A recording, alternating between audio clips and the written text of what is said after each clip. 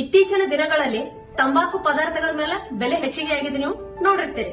ಯಾಕಂತಂದ್ರ ಅದ್ರ ಮೇಲೆ ಗೌರ್ಮೆಂಟ್ ಆಫ್ ಇಂಡಿಯಾ ಟ್ಯಾಕ್ಸ್ ಹಚ್ಚದ. ಇದು ನಮ್ಮ ವಿಶ್ವ ಆರೋಗ್ಯ ಸಂಸ್ಥೆ ಮಾಡು ಅಂತ ಹೇಳಿದ್ದದ. ನಮ್ಮ ದೇಶದೊಳಗ ಕ್ಯಾನ್ಸರ್ ಮತ್ತೆ ಹಾರ್ಟಿನ ಪೇಷಂಟ್ಗಳ ಸಂಖ್ಯೆ ಬಹಳ ಹೆಚ್ಚಿಗೆ ಆಗ್ಲಕತ್ತದ. ಅದಕ್ಕ ಮುಖ್ಯ ಕಾರಣ ತಂಬಾಕು ಅಂತ ಹೇಳಿ ಗೊತ್ತಾಗ್ಯದ. ಅದಕ್ಕ ತಂಬಾಕು ಬಳಕೆಯನ್ನ ಕಡಿಮೆ ಮಾಡೋ ಸಲುವಾಗಿ ಈ ಸ್ಟೆಪ್ ಅನ್ನ ತಗೊಂಡಿದ್ದದ. ಈಗ ಡೈರೆಕ್ಟ್ ಆಗಿ ಬಿಡುವತ್ತಂದ್ರ ಬಿಡ್ಲಕ್ಕಾಗಂಗಿಲ್ಲ. ಅದಕ್ಕ ಬೆಸ್ಟ್ ಆಪ್ಷನ್ ನಾನ್ ಹೇಳ್ತೀನಿ ಕೇಳಿ.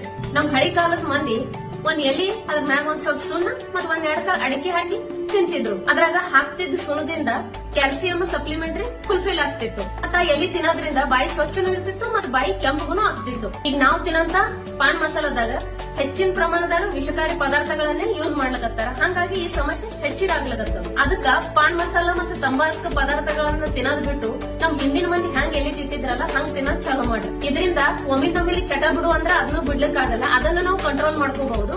ಮತ್ತೆ ನಮ್ ಬಾಯಿನೂ ಸ್ವಚ್ಛ ಇರ್ತದ ಮತ್ ನಮ್ಗೆ ಎಲುಬಿಗೆ ಬೇಕಾದಂತ ಕ್ಯಾಲ್ಸಿಯಂ ಸಿಗ್ತದ. ಇಂಥದ್ದೇ ಮಾಹಿತಿ ರೀಲ್ಸ್ ನಡು ಬರ್ತಿರ್ತಾವ. ನನ್ ಪೇಜ್ ಅನ್ನ ಫಾಲೋ ಮಾಡಿ ಇಟ್ಕೋರಿ.